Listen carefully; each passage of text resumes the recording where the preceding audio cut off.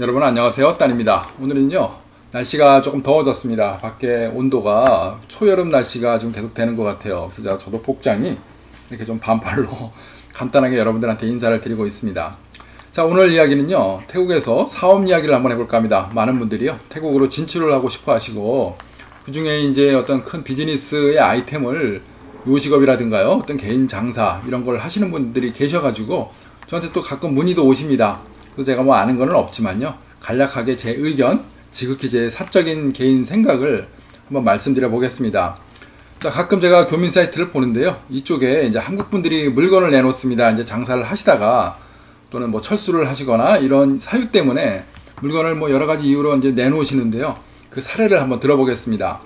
자, 한 물건이 센탄 어떤 쇼핑몰 안에 있는 물건인데요, 그러니까 이제 가게가 좋습니다. 유명한 센탄이고요. 인테리어라든가 이게 잘 돼 있는 가게죠. 좀 크고요. 이런 가게인데 이제 물건을 내놓으시는 분이 계십니다. 성업 중인데 사유가 있어서 내놓습니다라고 이제 나온 그런 매물이거든요. 이 매물을 한번 보면요, 보증금은 150만 밭, 약 한 5천만 원가량이 되는 거거든요. 그리고 월세는 18만 밭, 20만 밭 정도, 약 한 600만 원 정도. 그러니까 이제 5천만 원짜리 전세를 들어가서 월 600만 원 정도 내고 이렇게 쓰는 가게인데요. 쇼핑몰 안에 이제 어떤 음식점 같은 규모니까요, 뭐 이렇게 싸다고 볼 수는 없죠. 물론 뭐 더 비싼 매장도 있겠지만 이 정도면은 그래도 이제 좀 아주 장사가 잘 되고 사람이 많은 곳, 이런데 매장 같습니다. 자, 그리고 매장에 이제 모든 보증금이라든가 물건, 그러니까 보증금 5천만 원 말고 통째로 이제 비품을 다 넘깁니다. 권리비, 시설비 이런 거 뭐 다 해서요. 이렇게 해서 이제 한 8,500만 원 가량을 이제 요청을 하셨어요. 그러니까 보증금이 5천만 원이고 약 한 3,500만 원 정도가 이제 권리 시설금이겠죠. 이제 물건들이 많으니까요. 또 인테리어도 많이 했고요. 자, 이런 물건이 이제 나왔거든요. 이 가게가 바로 이제 빙수 가게입니다. 여러분들 빙수 좋아하시죠? 팥빙수도 있고요. 무슨 망고 빙수도 있고, 이렇게 시원하게 먹는 빙과 빙수 가게가 나온 거거든요. 그러니까 한국 분이 태국에서 빙수 가게를 하시다가 안 되는 건지 뭐 어떤 이유가 있어가지고 물건을 내놓으신 그런 물건입니다. 매물입니다. 자, 한 3년 전쯤 됐죠. 굉장히 빙수가 태국에도 유명하고 또 인기가 많았습니다. 한국에 많은 이제 몇 가지 브랜드들이 왔죠. 태국에도 진출을 하고 태국의 이제 방콕 시내에도요 여러 가지 이제 빙수로 많이 시작들을 했습니다. 자, 태국이 덥죠. 빙수, 빙과 이런 것들은 언제든지 이제 시선을 끌고요 인기가 있을 수 있습니다. 그리고 또 한국의 멋진 프랜차이즈 이런 것들이 이제 홍보 마케팅이 잘 돼 있고요. 또 인테리어라든가 이제 시원한 에어컨도 잘 나오고요. 거기다가 뭐 한류 뭐 이런 것도 좀 틀어주고 TV라든가 이러면은 좀 장사가 잘 되고 사람들 생각으로 좀 손님들이 많이 올 것이다 이렇게 생각을 하고 고급 타겟층을 위해서 이렇게 잡을 수도 있죠. 자, 그때 제가 한 사장님을 뵌 적이 있어요. 그러니까 빙수 업계에 계신 사장님이신데 태국에서 이제 이걸 가게 프랜차이즈를 내려고 오신 분들입니다. 제가 이분들한테 이제 제가 문의를 했죠. 저도 이제 만약에 이런 가게, 빙수 가게를 하나 차리려고 하면은 비용이 얼마나 들어갈까요? 라고 이제 여쭤봤는데요. 그분께서 하시기에 태국에서 방콕 정도에서 작게 그래도 좀 평균적으로 좀 잡으려면은 한 1억 정도는 들어간다. 그러니까 보증금 좀 저렴한 거에다가 시설비 넣고 뭐 이러면은 1억이 들어간다는 말씀을 하셨어요. 그러니까 한국 분들이 오셔가지고 약 1억 원 정도를 투자를 해가지고 빙수, 빙과 이런 프랜차이즈를 여시는 거죠. 근데 이제 그 당시에 저라든가요, 이제 한 5년 이상, 10년 이상 살았던 이런 한국 교민들이 계시죠. 이제 이분들하고 얘기를 이제 좀 해보면은 약간 걱정이 있습니다. 그러니까 과연 빙수가 잘 될 것인가, 잘 안 될 것인가, 이런 생각을 하는데요. 우리들은 이제 이렇습니다. 이런 빙수, 한국 어떤 프랜차이즈 빙수집을 가면요, 대략 한 200바트, 300바트, 만원 내외씩을 받거든요. 그러니까 좀 고가의 고급 음식입니다. 그러니까 이제 이런 것들이 오랫동안 이 사람들이 지속을 하면서 과연 먹을 건가? 제가 보기에는 한두 번은 뭐 친구들끼리 이제 쇼핑을 나왔다가 뭐 먹고 갈 수는 있는데 제 생각에는 여러 번 매일같이 오지는 않을 것이다. 그리고 그 유행이 언젠가는 끝날 것이다. 이제 이런 걱정들을 했었거든요. 근데 이제 그 프랜차이즈 사장님께서 하시는 말씀은, 자, 요즘 트렌드다. 빙가가 트렌드고 한국도 그때는 유행했거든요.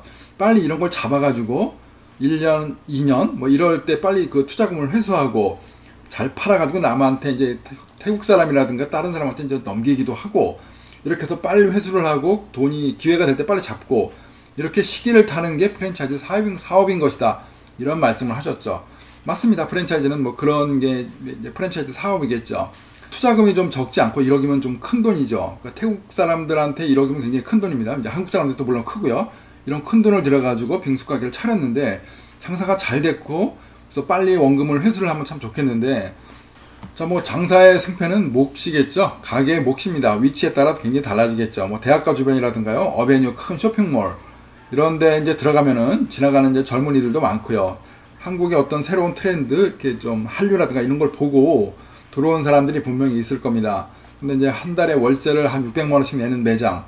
자, 과연 이 사람들이 계속 잘 들어오고 1억이란 어떤 보증금부터 해가지고 투자 비용 이런 걸 빨리 회수를 할 수가 있을까? 이게 조금 저는 이제 걱정이 되는 거거든요. 자, 빙수 가게로 1억이란 돈을 투자를 했을 때요, 이 1억 원을 얼마나 빨리 회수를 할 수 있을까? 그게 이제 얼마나 가능할까? 그것도 태국에서요. 저는 잘 모르겠습니다. 정말 잘 팔리면요, 한 1년 안에 뭐 1억 벌 수도 있겠죠. 뭐 더 빨리 벌 수도 있고요. 안 되면 뭐 천천히 뭐 2년 만에 벌 수도 있을 것 같고요. 자, 이런 말들이 있죠. 폭탄 돌리기라는 말이 있습니다. 본전을 뭐 다 뽑아 먹을 만큼 장사를 많이 했거나, 아니면요, 손님이 처음부터 하나도 없어가지고 정말 어려워가지고 장사가 너무너무 안 돼서요, 큰 돈이 들어갔는데 이제 큰 손실을 보니까 더 이상은 안 되겠다. 그래서 이제 조금 과장을 하거나 좀 멋진 장면, 손님들이 많을 때 이런 걸 촬영을 해가지고 우리는 지금 성업 중입니다. 그런데 제가 이제 사정이 있어서 팝니다. 그래가지고 다른 뒷사람한테 파는 경우, 이런 경우들이 있죠. 또 그 사람은 또 그걸 받아가지고 해보니까 장사가 안 됩니다. 이거 안 되네? 나도 또 더 이상 손해는 안 되겠다. 월세가 너무 비싸니까요. 이래서 또 내놓고 이렇게 해서 여러 번 돌린다는 말이 있죠. 그러다가 이제 맨 마지막 사람은 그걸 받아가지고 도저히 팔리지도 않고 되지도 않고, 물론 값은 점점점 이제 다운이 됐겠지만요. 그래서 결국에는 다 파산하고 그 가게가 없어지는 사례, 이런 말들이 있습니다. 자, 뭐 다 잘해보려고 그렇게 했는데, 누구든지 다 도전해가지고 빨리 회수를 하려고 했는데 그렇게 현실은 성공할 수가 없는 거죠. 그래서 처음부터 만들자마자 폭탄인 경우도 있겠고요. 아니면 뭐 조금 되다가 조금 하다 보니까 한두 달 지나가면서 점점점 손님이 안 와가지고 폭탄이 되는 뭐 이런 경우도 있겠습니다. 또 진짜 잘하는 사람들은요, 이게 정말 싸구나, 뭐 폭탄인 줄 알고 오시는 분도 계시죠. 이 가게는 장사가 안 돼, 인테리어는 너무 멋있는데 종목이라든가 위치라든가 사람들한테 이 아이템은 맞지 않는다. 이래서 이제 본인이 사가지고 인테리어를 뭐 개조를 한다든가 뭐 업종을 바꾼다든가 이래가지고 다시 큰 성공을 이루시는 분, 이런 분들은 진짜 프로죠. 이런 분들이 정말 잘하시는 분들이고요. 자, 하여간 제 생각은 그렇습니다. 이 가게가 성업 중이다, 장사가 너무 잘 되는데 내가 지금 바쁘다. 그런데 이런 분들을 보면요, 이제 이런 경우들을 많이 말씀을 하세요. 장사가 잘 되는데 내가 몸이 좀 아프다, 그래서 조금 쉬어야 될 것 같다, 이래서 내놓는다.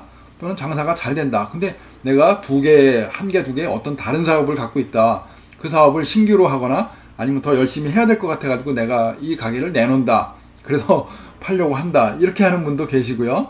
아니면 뭐 제가 뭐 한국으로 철수합니다, 우연치 않게 지금 한국에 일이 생겨가지고 철수를 해야 되기 때문에 지금 헐값에 싼 값에 넘기려고 합니다, 이렇게 말씀하시는 분들도 계십니다. 근데요, 저라면요, 제가 만약에 내 가게가 장사가 잘 되는데 한국을 가거나 아니면 뭐 제가 다른 사업을 하거나 이러면은 내놓지 않을 것 같아요.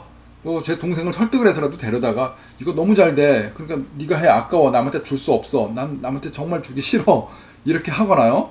아니면 정 안 되면 내가 빠지더라도 뭐 주인이 빠지면 장사가 잘 안 될 수도 있겠죠. 그래도 뭐 집에 내세워가지고 종업원 갖고 돌리면서 내가 밤이 돼도 뭐 돈을 버는데요, 열심히 와가지고 왔다 갔다 하면서 이렇게 열심히 할 것 같아요. 내가 뭐 정말 부자라서 이 정도 없어도 안 하면 돼, 이렇게 하기 전까지는 저는 내 잘 되는 내 밥그릇, 이게 정말 잘 된다 그러면요, 절대로 안 팔 것 같습니다. 팔아도 절대 남한테 이렇게 헐값에 주지 않고요, 내 가족이라든가 내 친척한테 줄 수도 있을 것 같습니다.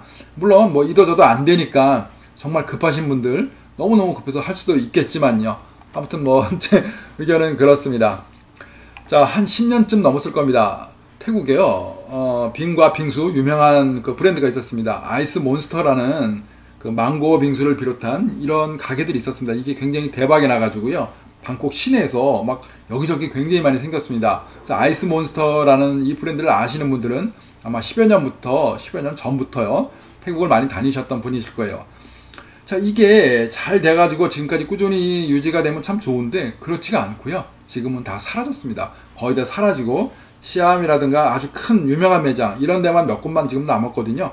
이런 매장들이 살아남지 못한다는 거는 한 트렌드라는 거죠. 유행을 했다가 그게 이제 지속해가지고 계속 이렇게 가는 게 아니라 어느 순간에서는 이제 이 브랜드가요, 이제 흐지부지 약해지는 거죠.